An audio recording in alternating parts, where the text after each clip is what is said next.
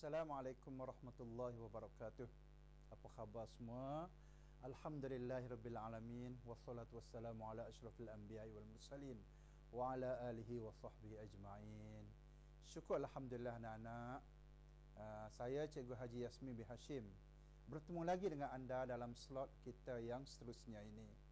Baik, anak-anak sekalian, hari ini kita akan bincangkan satu tajuk yang sangat penting untuk pelajar-pelajar berikan perhatian.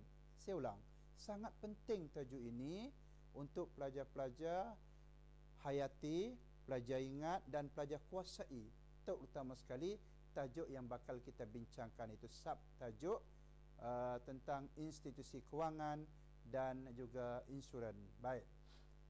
Kalau anak-anak ada di sini pada muka surat 255 hingga 258, kita akan dapati institusi kewangan dan insurans merupakan tajuk yang bagi pelajar mereka anggap agak sukar tajuk ini. Justru kita tengok sedikit panduan untuk menjawab soalan struktur dan selepas ini esei. Baik, anak-anak, kita tengok dahulu. Untuk menjawab soalan struktur, kita tengok di sini ada beberapa panduan yang perlu pelajar kuasai. Yang pertama, jawapan anda mesti tepat dan padat. Apa maksud tepat dan padat? Pelajar mesti ingat, soalan struktur, soalannya meliputi 2 markah, 4 markah, 4 markah.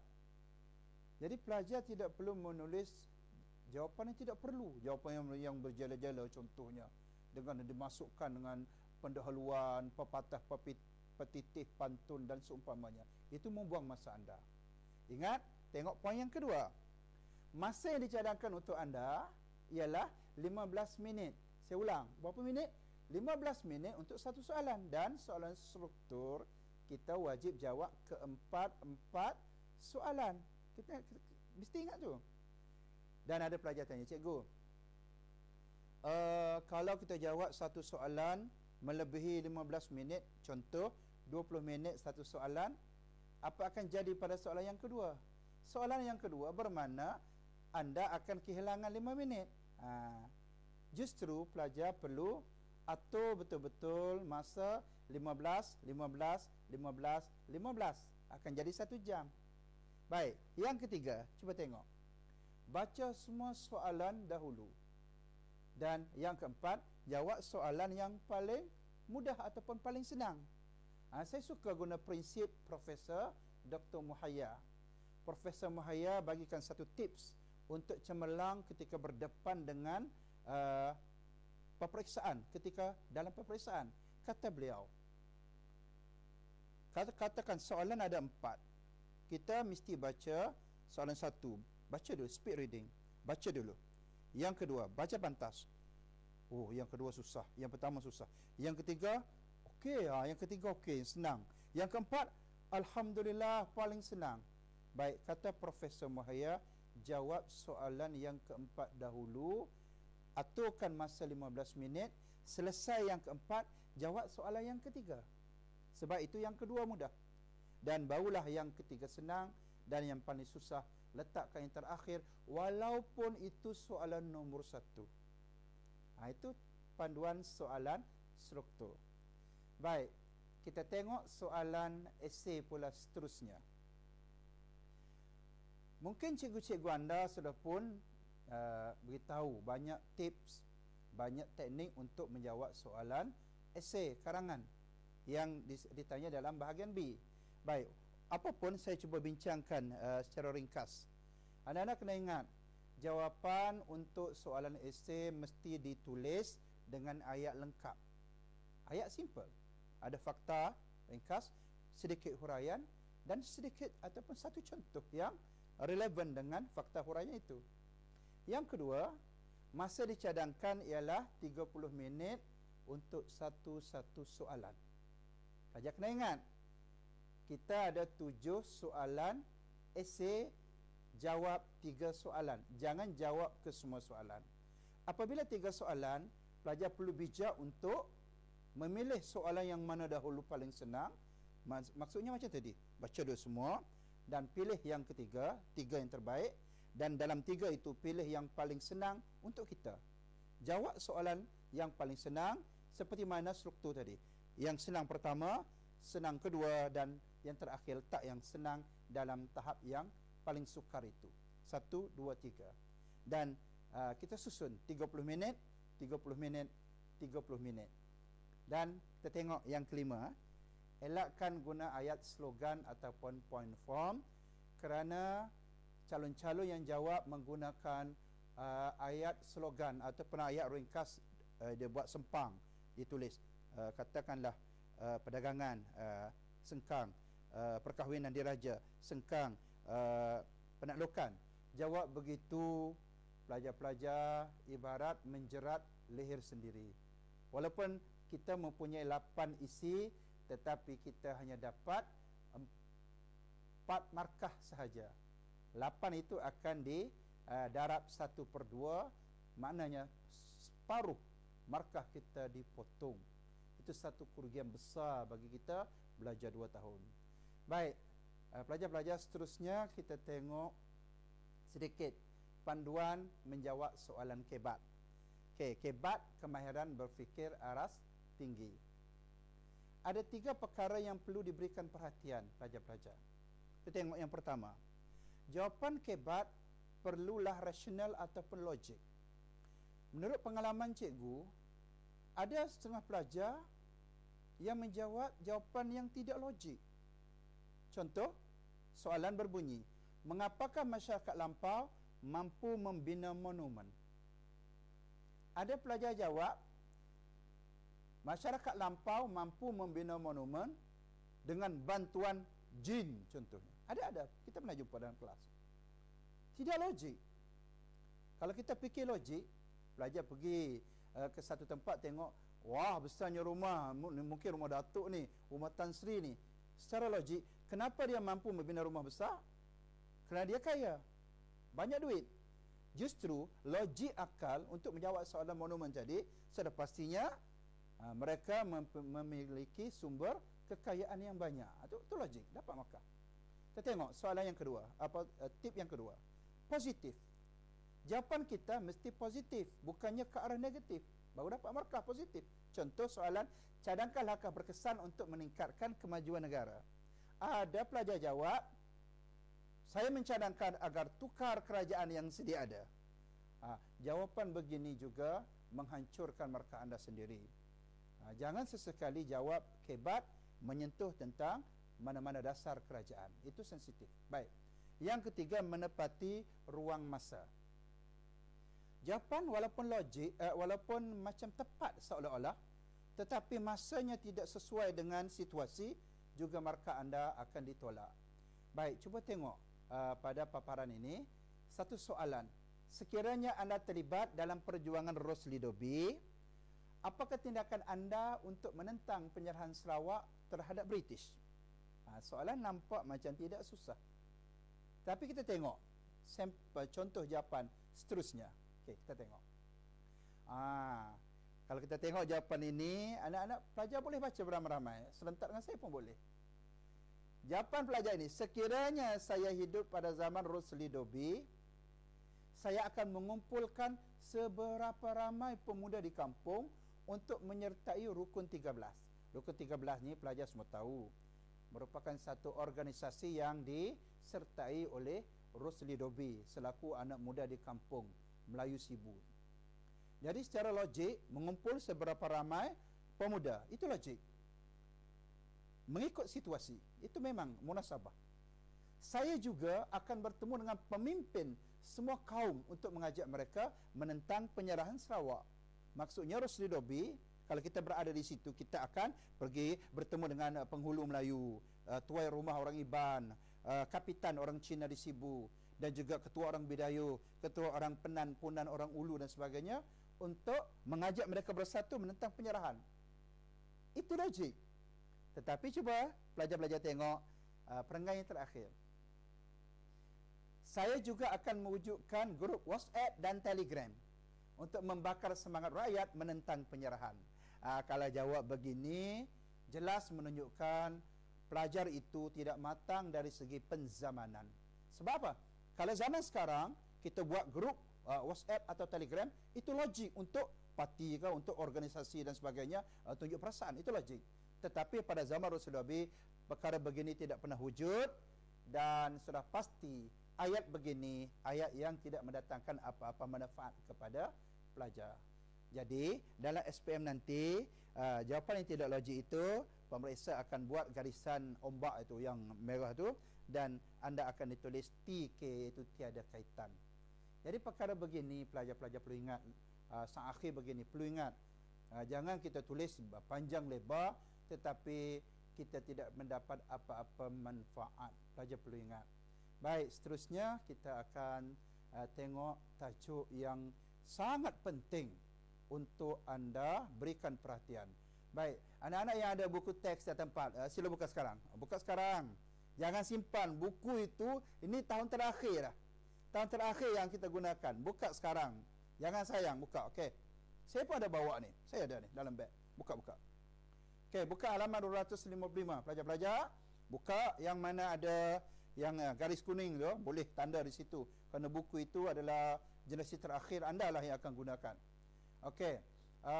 Saya akan terus kepada contoh soalan. Baik. Sekarang kalau pelajar-pelajar nak baca serentak dengan saya pun boleh, beramai-ramai. Okey. Pada awal abad ke-19, institusi kewangan dan perkhidmatan insurans berkembang seiring dengan pembangunan dan kepesatan ekonomi di tanah Melayu. Pelajar perasan tak penggunaan istilah tanah Melayu?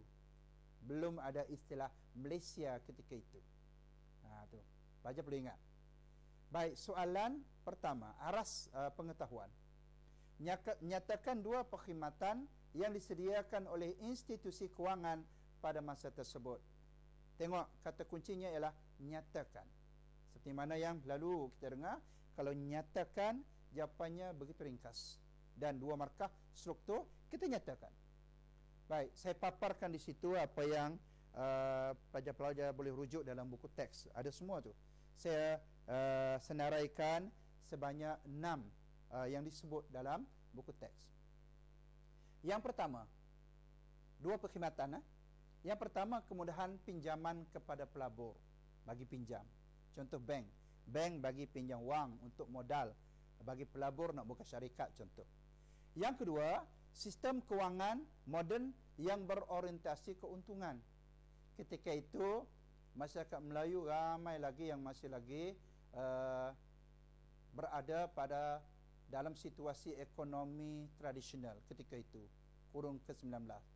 Syarikat-syarikat luar dari British, dari luar datang dan mereka sudah pun mempunyai sistem kewangan moden. Justru mereka memerlukan bank ataupun institusi kewangan untuk keuntungan. Baca kena faham tu. Baik, yang ketiga, penyaluran dana dari luar negara. Duit dari Spanyol, duit dari British, dari Britain lah negara kita, duit dari Britain masuk ke negara kita, tanah Melayu ketika itu sudah pasti memerlukan institusi kewangan. Yang keempat, menjadi ejen pembayar kepada pengekspor dan pengimport. Produk keluar masuk memerlukan ejen. Ejen memerlukan bank. Kena faham tu. Yang kelima, mempercepat urusan kewangan. Kalau tak ada bank, tak ada institusi kewangan, sudah pasti urusan tentang duit dan sebagainya sudah pasti akan menjadi lembab. Dan yang terakhir, melicinkan urusan perniagaan antarabangsa yang ketika itu sudah mula berkembang. Baik, sekarang kita tengok seterusnya. Ini ialah soalan B. Dan di situ soalan B kita tengok berbunyi, mengapakah perkhidmatan kewangan dan insurans pada peringkat awal dikendali oleh syarikat luar negara? Pada masa itu tidak ada lagi syarikat dari Melaka, syarikat dari Kelantan, dari Johor, dari Pahang dan sebagainya. Soalannya, kenapa syarikat itu yang kendali? Syarikat mana? Syarikat dari luar negara. Itu isu yang dicungkilkan. Dan pelajar perlu kuasai tajuk ini.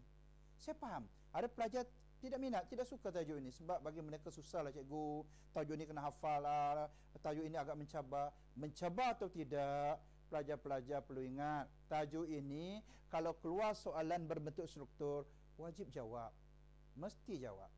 Baik, cuba kita tengok antara contoh isi yang perlu pelajar-pelajar ingat. Pelajar kena salin. Salin ni mengikut pakar motivasi. Kalau kita dengar, mungkin kita hanya akan boleh bertahan dalam masa sehari dua hari. Tapi kalau kita salin, kita akan ingat 3 kali ganda daripada apa yang kita baca tanpa salin. Tapi kalau kita salin, kita beritahu pada kawan, dia akan ingat 10 kali ganda. Jadi saya nak pelajar-pelajar salin, jangan dengar je, salin. Okey. Berkait dengan ekonomi komersial, satu. Yang kedua, melibatkan perdagangan antarabangsa. Rangka jawapan lebih kurang tadi. Yang ketiga, memerlukan pelaburan modal yang besar. Sebab itu syarikat luar negara. Syarikat dalam negara mana ada modal? Orang Melayu masa tu bertani pun masih menggunakan tenggala, masih menggunakan bahan-bahan tradisional.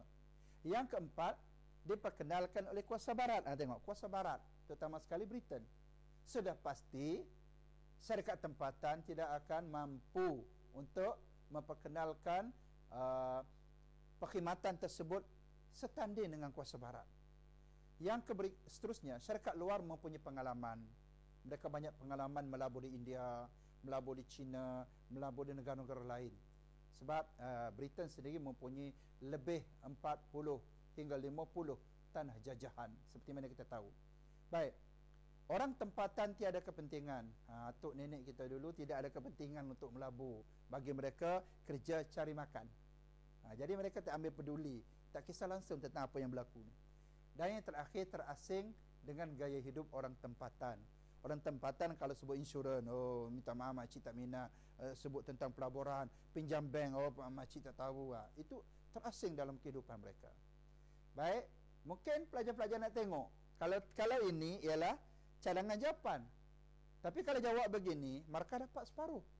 Macam mana cikgu? Kami nak karang jawapan yang terbaik untuk isi ni. Baik, kita tengok paparan seterusnya. Pelajar-pelajar tengok sini. Cikgu buat contoh ayat yang mudah, ayat yang begitu senang untuk dipahami. Pelajar boleh baca. Perkhidmatan ini dikendalikan oleh syarikat luar. Okey, ambil sedikit kepala soalan tu. Soalan tu jadikan kepala ayat. Kerana berkait dengan ekonomi komersial. Komersial ialah keuntungan. Dan melibatkan perdagangan antarabangsa. Ingat, pertama sebab dia komersial. Yang kedua, perdagangan itu bersifat antarabangsa, jual sampai ke luar negara. Selain itu, baik, gunakan penanda wacana. Selain itu, di samping itu, selain itu, perkhidmatan ini juga memerlukan pelaburan modal yang besar. Modal besar. Kalau setakat ada beberapa ratus ringgit, tak akan dapat cebur dalam bidang ini. Di samping, syarikat luar mempunyai pengetahuan serta pengalaman dalam bidang tersebut. Baik, cuba tengok sini. Dapat 4 isi, tetapi maksimanya 2. Jadi akan ditulis 4/2, maksima 2 markah, garis-garis. Itulah skrip anda. Tak lama lagi akan dibuat begitu oleh pihak pemeriksa lembaga nanti. Baik, kita tengok soalan seterusnya. Pelajar-pelajar, jangan panik. Saya tahu ada pelajar yang fobia dengan soalan yang nampak panjang. Kalau kita tengok soalan ini nampak macam panjang lah. Insurans maritim merupakan perkhidmatan insurans terawal di negara kita. Mengapakah insurans maritim menjadi perkhidmatan penting ketika itu? Untuk menjawab soalan ini, pelajar perlu tahu apa itu maritim. Saya sedih apabila saya pernah tanya seorang pelajar, 3 kata 5 tu, SPM sudah seakhir. Awak tahu apa maksud maritim? Maritim saya tak tahu, cikgu. Saya tahu maritim tu ada jabatan di dekat Kuala Besut tu, jabatan maritim. Itu kamu tahu. Maritim berkait rapat dengan kelautan. Insurans maritim merujuk kepada insurans yang berkait rapat dengan kapal dagang menggunakan jalan laut. Itu maksudnya kamu faham. Jadi pelajar boleh kena ingat, maritim kelautan. Kerajaan maritim, kelautan. Agraria, ingat agriculture, pertanian. Tu ingat tu. Clue. Baik, kita tengok paparan isi di situ. Isi cadangan untuk pelajar-pelajar. Perkembangan sektor perdagangan abad ke-19 dan awal abad ke-20. Isi cadangan yang pertama. Yang kedua, pengangkutan laut adalah pengangkutan utama. Pada masa itu belum ada lagi pengangkutan udara macam kapal terbang, pengangkutan darat dengan lori besar, belum ada lagi ketika itu. Jadi lautlah yang diterokai, dan pelajar pun tahu kapal dagang Portugis, Spanyol, Belanda dan Britain terutama sekali yang terlibat dengan negara kita secara khusus merupakan pengguna utama pengangkutan laut. Justru mereka memerlukan insurans untuk menjaga barang-barang mereka dan sebagainya. Bayar insurans seperti mana kita sekarang, ramai rakyat kita yang menggunakan insurans. Baik, untuk melindungi barang dagangan. Dan yang terakhir, melindungi kapal pedagang di laut. Senang nak faham, mereka bayar kepada syarikat insurans. Sekiranya berlaku perkara tak diingini, syarikat tersebut akan memberikan pampasan kepada kerugian kapal tersebut ataupun barangan mereka. Okey, mungkin pelajar nak tahu contoh jawapan. Okey, kita tengok seterusnya. Insurans maritim penting ketika itu kerana pelajar kena ingat, gunakan ayat itu sikit, ayat pendahuluan sedikit. Yang cikgu tak mahu ialah pelajar terus menggunakan kerana perkembangan sektor perdagangan, kerana menggunakan laut, kerana pengangkutan utama. Itu jawapan yang menghancurkan markah penuh anda. Anda akan dapat separuh saja. Baik, saya ulang. Insurans maritim penting ketika itu kerana perkembangan sektor perdagangan abad ke-19 dan abad ke-20 menggunakan jalan laut. Selain itu, penggunaan laut adalah pengangkutan utama serta para pedagang ingin melindungi barang dagangan mereka. Insurans juga, gunakan ayat mudah. Insurans juga dapat melindungi kapal pedagang di laut yang mungkin berdepan dengan pelbagai risiko. Pelajar tanya cikgu, apa risiko di laut cikgu? Risiko di laut banyak, antaranya ialah kapal bocor tenggelam. Yang kedua ialah rompakan ataupun aktiviti perlanunan, lanun. Perompak laut dipanggil lanun. Yang ketiga, mungkin terbakar di tengah-tengah lautan, kapal minyak contoh. Itu antara risiko yang boleh menyebabkan kerugian yang bukan sedikit. Justru syarikat ini memerlukan insurans untuk berbuat seperti mana pampasan dan sebagainya jika mereka berlaku kemalangan ataupun kecelakaan seperti tadi. Baik, kita tengok seterusnya. Itu saya paparkan contoh pemarkahan di situ. Pemeriksa akan tik merah, buat betul. Dan walaupun maksimanya 2 markah, tetapi dia akan ditulis 4/2 di situ, dan maksimanya 2 markah garis-garis. Bukanlah terlalu sukar untuk kita dapat markah semaksima yang mungkin. Baik, seterusnya anak-anak sekalian, mungkin ada anak-anak yang tak pernah tengok kapal tadi ya. Kita tengok kapal dagang di laut. Itu dia kapal tu. Bayangkan tu berapa kos aset kapal itu. Kapal satu harganya entah berapa juta saya tak tahu. Barang di kapal itu, barang di atas kapal itu juga kos yang sangat tinggi. Bayangkan kalau kapal itu tidak ada insurans, kalau kapal itu tenggelam seperti Titanic tenggelam, bayangkan kalau kapal itu terbakar di tengah-tengah lautan, syarikat tersebut akan mengalami kerugian yang sangat besar. Justru mereka memerlukan perkhidmatan insurans maritim, insurans perkapalan yang menggunakan jalan laut. Baik, seterusnya kita tengok soalan D. Soalan D. Ni ada satu lagi soalan yang menawarkan 4 markah. Dia tengok soalan dia, ayat pun tidaklah terlalu susah.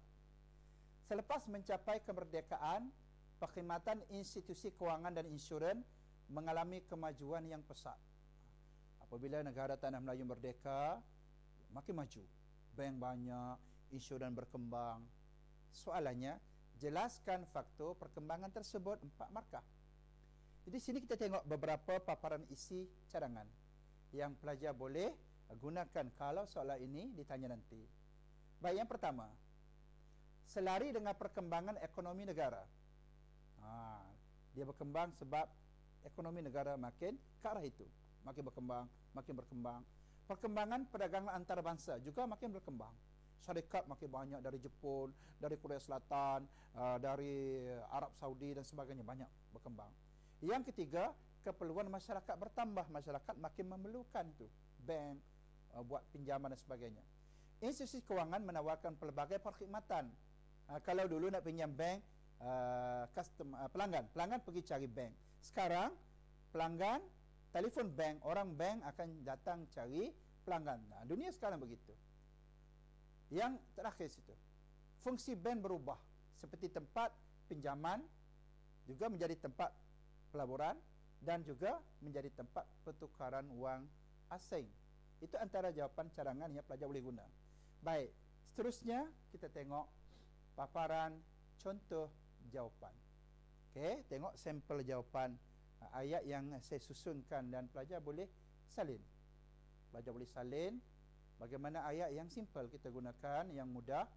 Perkhidmatan institusi kewangan dan insurans mengalami kemajuan. Okey, ambil ayat yang itu, yang depan tu, kerana selari dengan perkembangan ekonomi negara. Nampak? Itu satu isi. Kemudian kita menggunakan kata sendi, serta selari dengan perkembangan ekonomi negara serta perkembangan perdagangan antarabangsa. Ada dua serta di situ, tak ada masalah. Nak letak dan ke situ, serta yang kedua, itu boleh. Pada masa kini, keperluan masyarakat semakin bertambah, di samping fungsi bank mengalami perubahan seperti sebagai tempat peminjaman, pelaburan dan pertukaran wang asing. Okey, kita tengok seterusnya bagaimana markah diberi. Okey, pelajar tengok 1, 2, 3, 4, ada 5 tempat pemarkahan di situ, dan sudah pasti akan seperti tadi 5/4 maksima 0.4 ataupun 4 garis-garis diberikan kepada calon yang menjawab soalan jawapan itu maksima. Cikgu, apa kata cikgu kalau ayat pertama kami jawab tu salah tapi ayat kelima tu betul? Adakah kami layak dapat 4 markah juga cikgu?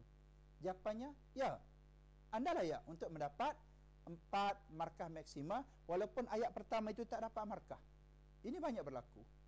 Jadi saya galakkan kalau soalan minta 4, pelajar-pelajar jawablah lebih 1 isi ataupun 2 isi, dengan harapan kalaulah ada sesuatu yang kurang tepat pada isi pertama, isi yang kelima boleh menjadi penyelamat kepada isi yang kita mahu itu. Baiklah pelajar-pelajar sekalian, kita tengok sedikit paparan selepas ini. Mungkin apa yang bakal saya paparkan untuk anda ada manfaat untuk kita gunakan dalam masa saat-saat terakhir ini. Bagaimana rahsia seorang pelajar cemerlang yang bukan setakat cemerlang sejarah dapat A1, semua subjek yang beliau ambil dapat A1, A+ semua. A+. Kita tengok pelajar dari Terengganu. Okey, kita tengok paparan. Kita tengok pelajar bernama Husna Mardiyah. Anak-anak sekalian, tu yang tengah tu. Bukan yang tepi tu maknya, yang satu lagi tu bapak dia atau ayah dia tu. Yang tengah tu. Dengan bangganya ibu bapa, macam inilah anda. SPM keluar nanti kalau cemerlang, macam inilah. Seperti Husna, ibu dan ayah rasa bangga dapat 11 A1, 11 A+, 11 A campur. Dan kita tengok apa rahsia Husna. Dan anak-anak tolong contohi pelajar cemerlang ini. Kata Husna kepada rakan-rakan ataupun junior-junior, 5 perkara jangan lupa dalam masa sebulan ini. Beliau amalkan yang pertama, jaga hubungan dengan Allah. Jangan lupa solat hajat setiap malam. Kalau boleh tahajud. Jangan lupa banyakkan berdoa, kerana doa itu merupakan senjata bagi orang mukmin. Ad-doa silahul mukmin. Jaga hubungan dengan ibu bapa. Jangan lupa banyakkan berdoa untuk ibu bapa, jaga hubungan baik. Kalau pelajar tinggal di asrama, jangan lupa bawa gambar ibu bapa tu. Tengok tatap wajah ayah, tatap wajah ibu dalam doa. Titipkan ibu dan ayah dalam sebutan doa anda. Jika anda tinggal di asrama, masa hantar ke asrama, jangan lupa cium, peluklah ibu dan ayah. Dia ada barakah untuk kita bawa dalam peperiksaan nanti. Kata husna yang ketiga, jaga hubungan dengan guru-guru. Anak-anak, jikalau adalah silap dan salah dengan cikgu-cikgu, jumpalah, jangan segan, jangan malu. Jumpa dengan guru-guru, minta ampun, minta maaf, dan insya-Allah kita akan berkat. Apa yang kita belajar baca, kita akan dapat jawab dalam peperiksaan. Yang kedua akhir ialah jagalah hubungan dengan kawan-kawan. Jikalau ada terkasar bahasa dengan kawan-kawan, jangan malu. Saling bermaaf-maafan menjelang beberapa hari sebelum kita menghadapi peperiksaan. Insya-Allah rahmat Allah Taala akan turun ketika itu. Dan yang terakhir, yang paling saya rasa pelajar-pelajar Muslim gunakan peluang ini, Husna beritahu beliau baca Quran setiap pagi.